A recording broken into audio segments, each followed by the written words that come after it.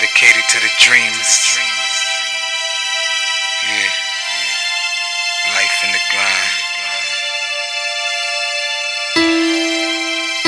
It's dedicated to the dreamers. It's life in the grind. Dedicated to the dreamers. Dream big, have faith, work hard. Never quit, put your trust in God. Stay true and remember who you are. Never forget how you made it this far. Dream big, have faith, work hard. Never quit, put your trust in God. Stay true and remember who you are. Never forget how you made it this far. I feel like this world is trying to break my soul. I say no, I say no, I say no, you can't take it now. Come a long way, but still so far to go. Yeah, I know I can make it. I guess they forgot about me. What's going down, everybody? Welcome to the Root of It All show. Jody McGarity here, coming to you with another episode. Thanking you all for continuing to pray for us and be with us. Greatly appreciate that. Much love to everybody, but it's good to be back. I am here with some of my favorite people, and they are happen to be champions in this podcast because this is about their third or fourth trip. We got their previous episodes in the archives, but we got, before then, it was just one doctor. Now we got two, so it's Doc Square, Dr. William and Lizette Goodloe of Behind the Whistle. What's going on, Goodloes? What's up? What's going on? We're good. We are busy, Jody. Absolutely, especially about this time of year because we have another event coming up. We're going to talk about that in just a bit. The fourth annual Behind the Whistle. So these folks are moving, man. These folks are moving.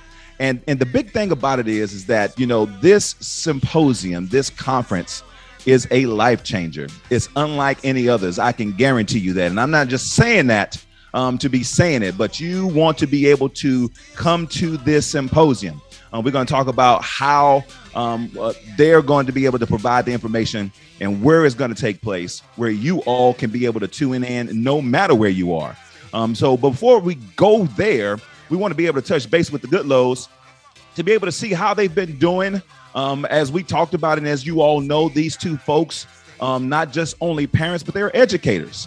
And we all are coming out of this COVID challenge. Since mid-March of last year, we talked to them about some of the things that they were facing at that time, about this time last year. But at the same time, they've gone through it, not only as parents, but as educators. So talk to the listeners about how things went from a parental aspect for you all during that COVID season.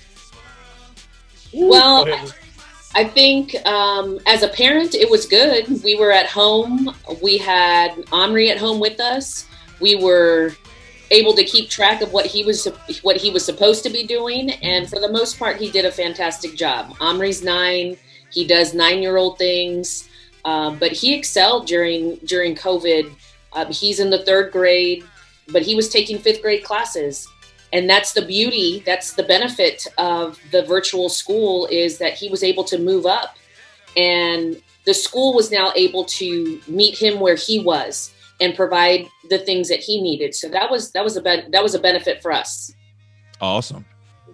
Absolutely. Yeah, it was amazing to witness, man. So, you know, Lizette was in her space teaching.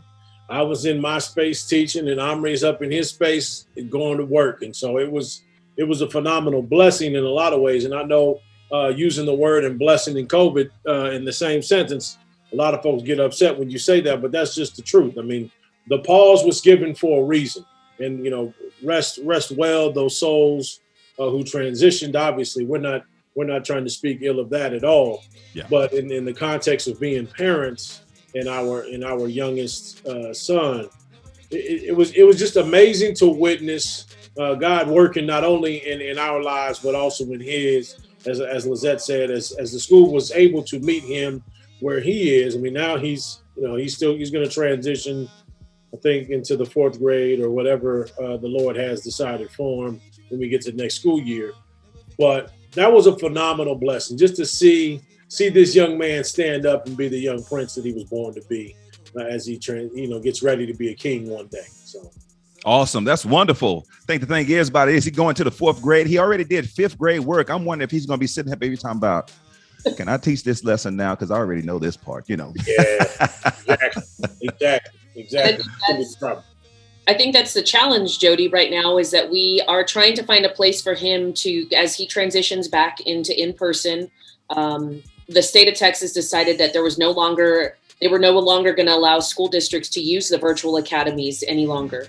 Yeah. So he will be going back in person, and now we have to find a place where he's going to be able to do what he was doing before. And now really he's in 4th grade, but doing 6th grade work academically. Now we're not prepared for him to go into the 6th grade by all means, because we know what middle school looks like. And he is still very naive and very, he's too young for some of those things in middle school. But yeah, I think we found a place, and if not, we know that his principal at his school will take care of him and do what they need to make sure that he continues to progress academically. Yeah, absolutely. You know, by all means, protect that young man as much as you can, as long as you can, because in this day and time, there's too much stuff going on. And there's a lot of stuff revealed in this day.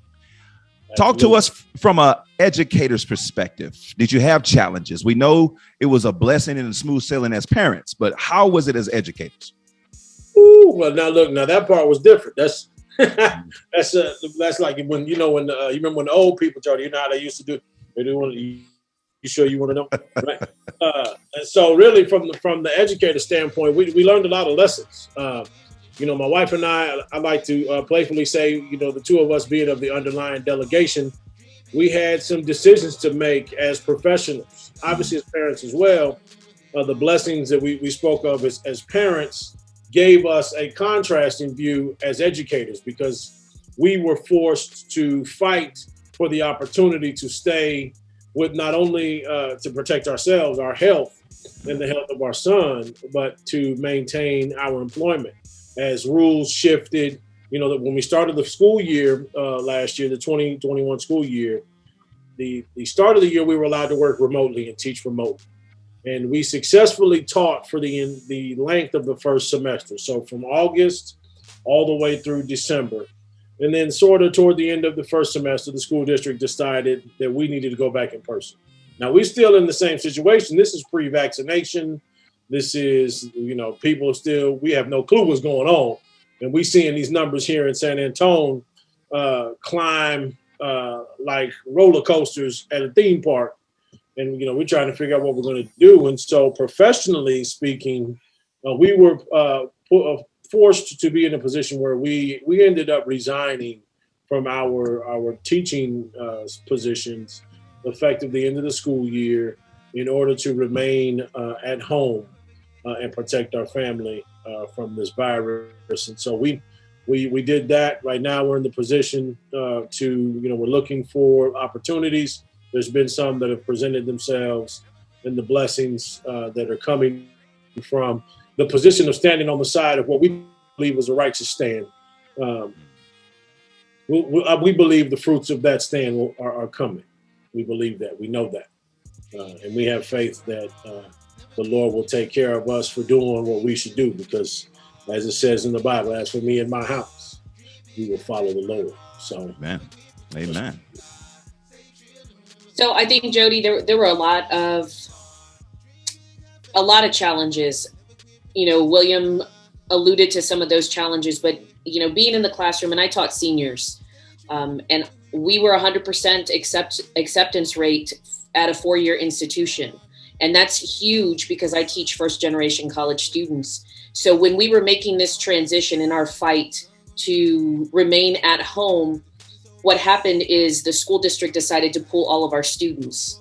So the entire second semester, these students were dispersed to other teachers, and some were just left to fend for themselves. They were asynchronous. They had no teacher, no guidance. And I was working with a group of students that I had been with since they were sophomores. So those relationships were really, really strong. And it took a long time for me to get through it. And I didn't get over it, because I'm still very hurt by not being able to say anything to them, because it was from day to the next, our students were pulled and we no longer had access to them.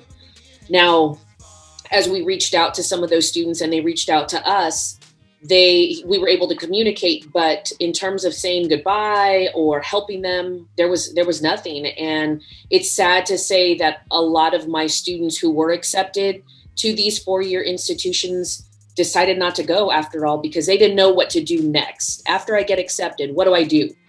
What does that financial aid package look like? How do I break my parents? And no one helped them because they didn't have a teacher, number one, or they had a teacher, didn't know who they were. So that was difficult.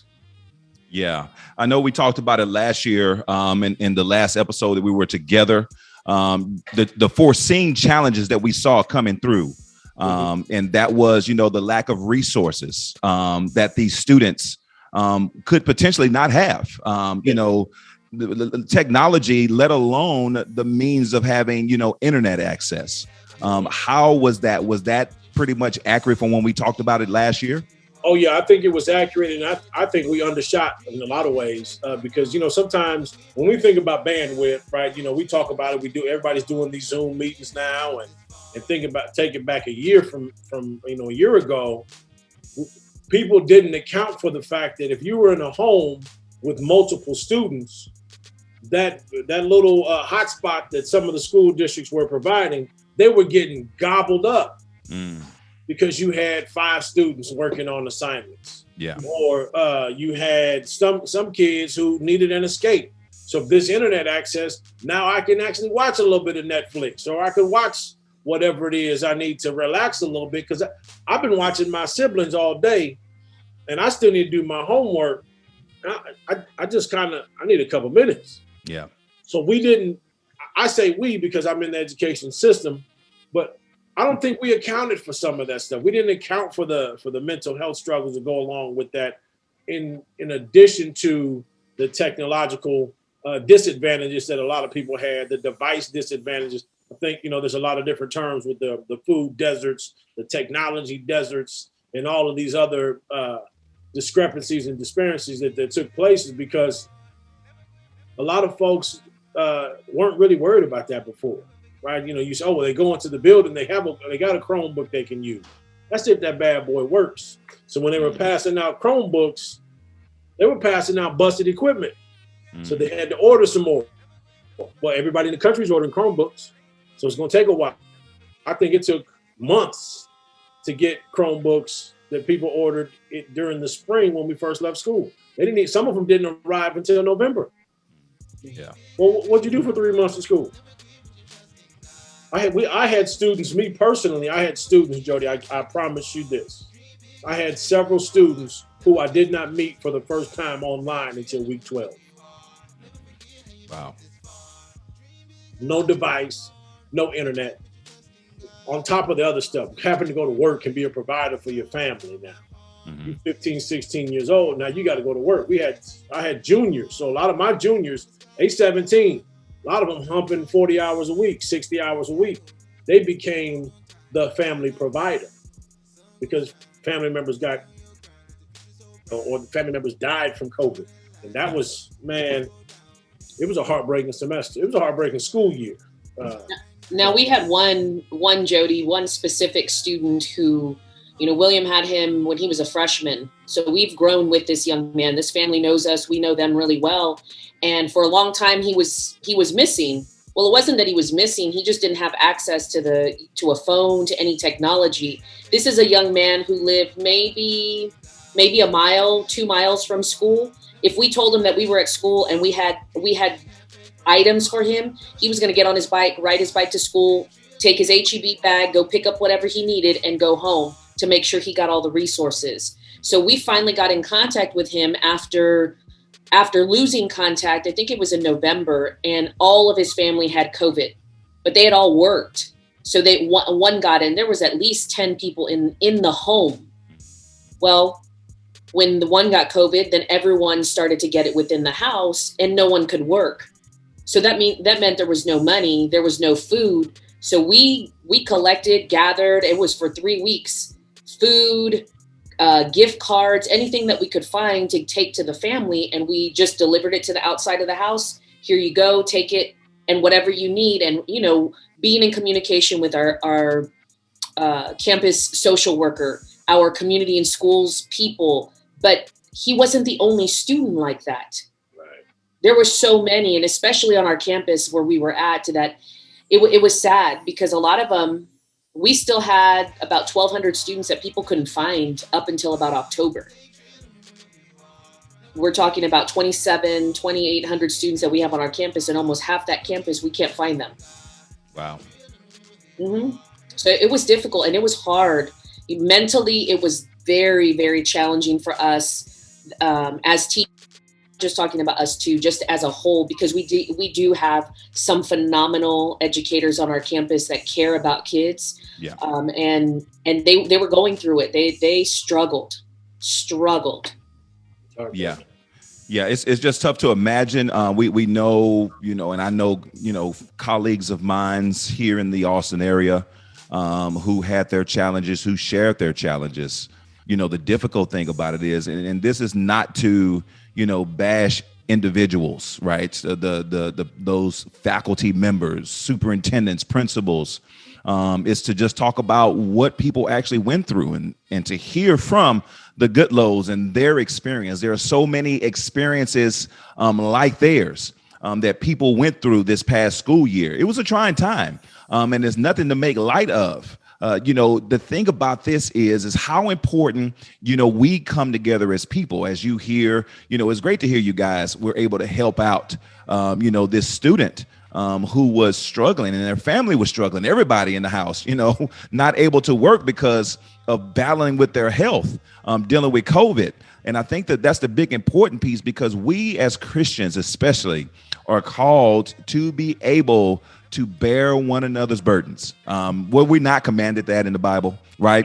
And so in that, you know, it's important for us to be able to really express that, because the thing about it is, and I don't want to get preachy on this because this is not what this is about, but it's going to be amazing when we see him face to face and he asked us, what did you do with the life that I gave you? Mm-hmm. You had opportunities, you had resources to be able to reach out to people, to be able to help people. Right. What did you do with the life that I gave you? And I think that that's so key. We empathize for those folks who, you know, who had to go through this season. We sympathize with those families who lost loved ones, who actually passed away. And we're still dealing with that today. I have an uncle who lost a dear good pastor friend of his to COVID. And that was in Africa. And right now, you know, COVID is running amok in Africa, and they're lacking resources to keep people's health and their immune system strong to get through that phase. You know, COVID is real. It's not making light of any of that. And so being able to take care of our health is important in all of that. So we appreciate you all sharing that. In this, what allowed you all to stay focused, not just as parents, but as educators, to get you through this COVID season? And then we'll move on to the symposium coming up in July. Man, well, I say the first thing, truthfully, Jody, is faith. I mean, I think one thing that I've said to not only to Lizette, you know, I've had some battles talking with some of the old time gospel Christians. I say one of the blessings that came out of this pause, that's what I called this time, that God made everybody sit down somewhere. And I've had several conversations. One of the biggest things for us, the biggest tools, was being able to stay connected and reconnect with the Lord, walk with him, talk with him throughout this time, and also being able to worship with other folks online. I know folks are saying, well, that ain't going to the service. You cannot forsake the assembly. Well, we were assembling, and it was a whole lot more folks assembling in some of those online churches than were pews beforehand. So we got to still count that blessing, because while the doors have been closed physically, the Lord opened another one for us. And so for us, throughout this time, praying, studying, reading, you know, crying, talking to each other, and fighting hard not to worry. I mean, because there was so much stuff going on between the pandemic and the civil and social unrest, and the political jargon and jockeying that was taking place, the misinformation, the disinformation, the attacks, and all of that stuff. For us, what was key was being able to walk hand in hand with the Lord and do that together as a family, whether it be through devotion, worship service, and then obviously individually just studying the Word and then obviously, you and I and Trennis have had conversations, and other men of faith being able together to talk and say, look, we struggling. Yeah. And we need to lean on one another. And that's, obviously that's from my perspective, but I'll let Lizette share her. Well, I agree with everything that William said. That's what we did in our home. And, he shared some of those times where we were worried. I'm a worrier naturally, and he has to remind me, there's no need to. We're gonna have faith and move forward. And especially when it came to the employment situation, because there'd be times that I would sit and try to apply for as many jobs as I could, because I was concerned and willing, however, being willing to get rid of all the stuff that we had, if that was what we needed in order to stay right where we were and be safe. So the sacrifices and putting some things into perspective. But we kept the faith and moved forward. But, being able to worship, but, in the church that we left when we were living in the Houston area, absolutely awesome. And because we've missed it tremendously. So, COVID has most definitely blessed us with the ability to do so. Yeah, absolutely. And, throughout the challenges, again, there's so many things to look at, some positives, blessings to look at out of this. And, Doc, you alluded to it well, this was an opportunity where the Lord was like, it's time for some folks to sit down. And now we're going to really test your faith. Oh, you prayed for patience? Well, guess what? Here it is, right? Splat cow right there on your lap. Now, how you going to deal with that, right? So now we come to the part to where next month we're going to deal with another Behind the Whistle Coaches Symposium. Absolutely. I'm ecstatic about that, right? Last year, I know, talking to you all and behind the scenes for these folks, just to let our listeners know, it's tough, right? When you try to plan some things. It was always, the first 2 years were physical. Last year, it was virtual. It didn't stop. And I think that y'all could not have put that better together last year. Of course, you learn from it and be able to, take some notes from it. But I think at that point in time, the way it was constructed and the way it was done, I think it was done excellently. And I think, the speakers that you had were on fire for that particular time, during that particular moment in the summertime, dealing with COVID. How can we prepare to go and prepare for this new school year for our athletes? And in this, just let our listeners know, especially new listeners, a little short synopsis of Behind the Whistle, and then let them know what they can expect by attending next month. Go ahead, Lizette. Give it to them. So Behind the Whistle is really, really focused on the P through 20 pipeline. So all educators, people who are invested in young people in their future are a part of our village with Behind the Whistle. When you come, whether it be virtual or in person, you're family. And I think that's what has made us so unique. Our experience with the people that present at Behind the Whistle and the people that help, like yourself, Jody, behind the scenes, most definitely, they're just phenomenal people. And you always want to be involved and be surrounded by champions, people that are willing to help you get to where you want to be, or provide some resources or tools for you so that you can progress in whatever profession that you choose. So at Behind the Whistle, that's what we do. We bring people together and we have intentional collisions within a safe space, a safe environment. People feel comfortable. They're welcome. You're part of the Goodloe family. Once you attend one, you're in. Absolutely. That's a big tribe. Yeah. So that's essentially Behind the Whistle, the SCHAMA Symposium. For the first 3 years, we changed the name. It was the Behind the Whistle Symposium, and and we, symposium for coaches. And then Lizette and I were looking at each other last year during, this COVID situation. And I'm like, man, the devil always scheme, but the Lord's got to scheme up. And she was like, what? Something wrong with this man. Yeah, I know. There's a whole lot wrong with him. So anyway, we chose the word schema because it represents the social, the cultural, the holistic, the educational, the ethical, the emotional, the mental, the medical, the athletic and academic progression and development of humans in that P20 pipeline. And so this year's event, the 4th annual, have mercy. Thank you. The 4th annual event will be virtual again, just because we need to make sure folks are safe. We want to honor and respect people, and we want to have as many people as possible. But this year's theme is Better Days. And I say better days in the context of the group of folks who crossed the Red Sea with Moses, right? And it was parted, and they got to the wilderness, and they were in there. It sent out the spies of the 12 tribes. And Joshua and Caleb came back and said, them folk over there are big, they're huge. I don't know what we're going to do, but we going, right? Because we know that the land of milk and honey is on the other side. So Better Days is focused on the idea that we're not trying to go back to the way things were. We don't want to go back to the way things are progressing in terms of us getting away from the very best version of who we're supposed to be. So we want to get to the better days where we reflect the awesomeness that was placed within us by the awesome one who made us. And so as we transition into this 4th annual, the SCHAMA Symposium, look, if you, as Pat Ivy would say, if your chili ain't hot, that it's going to be hot when we get to the symposium July 21st through 23rd. Don't play with us. Come on, get with it. Let's do it.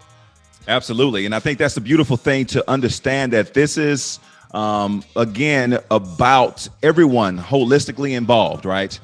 It's not just for coaches, right? It is for anyone, parents. It is for lay members in ministry.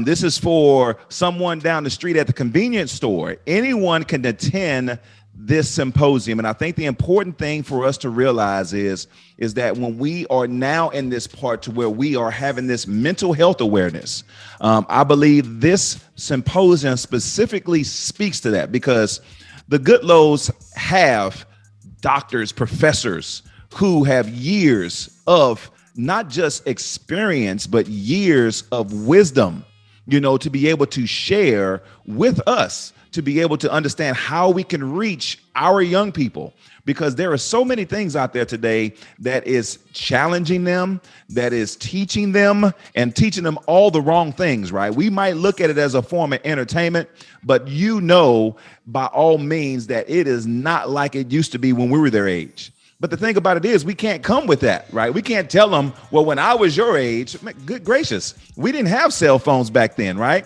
The temptation has magnified so much. It's not about, going to the bathroom because you got your uncle's dirty magazine out his drawer and you showed it to everybody. Now it's totally accessible on these devices right here, right? It's so simple.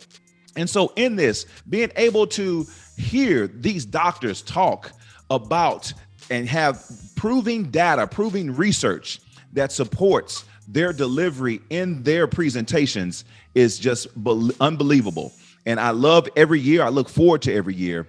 I think the big important thing about it is, Goodloes, is that people need to realize, in order for us to be able to change the world, we got to do something, right? It takes action. We can talk about it all day. Proverbs says hard work leads to a profit, mere talk leads to poverty, right? We could talk about it all day, but unless we actually put our best foot forward and show that action, then all we're doing is just hearing. We're not really listening, because listening takes action. How can these folks be in tune to the symposium? Give us the dates. Let them know where they can go and register for this symposium, and let them know exactly, what they can expect coming up next month. So you can follow us on social media at Behind Whistle, and we've got all the links to registration on all LinkedIn, Facebook, Instagram, Twitter, and we're going to be ramping up that social media over the next couple of weeks. The symposium is July 21st to the 23rd. It's slated to start at about 8:30. Mm-hmm. You don't want to be late because we've got some surprises early in the morning between 8:30 and 9. Ooh, you better show up. Our first speaker will start at 9 o'clock, but we have some special guests in that 8:30 section. And, we're working on the DJ to make things a little bit different. It's always a party when you come with us at Behind the Whistle. We've got some dynamic speakers this year. We, as usual, we have some of our OGs that will join us. Dr. Gill is going to bring the fire as you don't want to miss this one. We've already had the conversation with him, and he's ready. He's ready to roll this year. And then we've added actually Dr. Leonard Moore from the University of Texas, and he's actually one of the founders of the Black Student Athlete Summit, and he will be joining us. He is going to bring some fire with him this year. I guarantee it. And some new faces. But what has been really cool about this whole experience with Behind the Whistle is we started, as you know, we both started this journey, and we didn't have those letters in front of our name when we first started this. Well, some of the people that are joining us, they graduated and they've got those letters in front of their name, but we've got to be a part of that journey as well. So it's been really cool to see how they've progressed and how they've blossomed, and some of them are, they've got new positions, but it's been really cool. This family that we've built intentionally is something that you want to be a part of. So follow us on social media. You can catch us on our website as well, but we will be in those streets, and that's in those social media streets heavy over the next couple weeks. Absolutely. And you can also find us on Eventbrite. Just look up SCHAMA 21. We're there on Eventbrite. You can register from there. And if the price turns you off, donate what you can and join us. And we're not trying to keep people who are unable to pay the amount. Pay what you can and come join us. We want to make sure that we have these conversations. And I'm grateful to you, Jody, for making sure that you tell folks. It doesn't matter what you do, right? You could be the barber. You could be the dude washing windows at the intersection. Yeah. Anybody who intersects with developing human beings in our society, we want you there. We want you in the conversation because we're about solutions. You're going to hear some folks complaining, but at the end of that complaint, there's going to be some solution provided. We are going to build solutions to the problems that we face. And we want to make sure that everybody understands that you are always welcome to join this conversation. You could be a preacher at the First Gangster Crip Church of God in Christ. If you want to, you come on. You could be the First Baptist Pyru preacher. It don't matter. Get your butt there, because we know that all we do is help serve one another. We want to make sure that we run this race well. Yeah. And not only win, we want to pass the baton to the next generation and make sure that the lane that they run in is free of some of the obstacles and nonsense that we face, because then we've done our job. So that's what we're about with the SCHAMA Symposium. And I know some of y'all he just said, Crip and Bible. Yes, bring your butts, because we know that there's some leadership in those organizations. So come on and join us. We want you there. We need you. Lawyers, police officers, everybody, clergy. Come on. Let's do this. Let's build great ancestors together. Absolutely. We'll greatly appreciate that. We'll definitely have all the links, all the social handles on the description in our YouTube channel. Also, you'll be able to check it in the show notes of our podcast. But we appreciate the Goodloes. Again, we'll have that information. Definitely go out and support them, including that Everbright link to register for this symposium next month. And then also, too, at a date determined next month, probably a week before the actual symposium, we're going to be live with the Goodloes, Facebook Live. We're going to be YouTube Live. I can do Instagram Live, all of them at the same time. We're going to be live to be able to have any questions that you'd like answered by Doc Square. They'll be able to answer it for you in any way you see fit. So again, we'll have that, and I'll try to have that as early as possible, so that way you can tune in wherever you are. Again, we'll be live to be able to answer any questions that you have leading up to that symposium. But we greatly appreciate the Goodloes. If you would like to support the root of it all. There's going to be a link to the Patreon. You can be able to link us there, and any support that you do on the Patreon is going towards nothing but our show. It won't be used for anything else but to enhance and make things better. We're going to be able to continue to improve in things. There's going to be some dynamic people, some dynamic guests on our show to be able to help get to the root cause of issues that we face. But we're going to talk about solutions, and we're going to talk about and hear from people how they overcame certain things that they had, how they got to the root of any issues that they were dealing with. This is the reason why it's called the root of it all. We got to get to the root cause of things that plague us from improving and enhancing and being the better version of ourselves, because God has called us for a greater purpose. Many people in the Bible had dysfunction, but they got to the root of their problem and they went to the source, which was Christ Jesus, to be able to help them and help elevate them to fulfill their purpose. So we appreciate that. Like, share, and subscribe. Hit that notification bell so you can let people know, and you be knowing when we're going to show the latest episode on YouTube and also on our podcast. But want to thank the Goodloes and the Behind the Whistle that is continuing to flourish and continue to be a blessing. We want to thank you all for your time. Thank you for tuning in to this episode where we're changing lives one podcast at a time. God bless you. Know that Jesus loves you. We love you too. We'll see you all next time.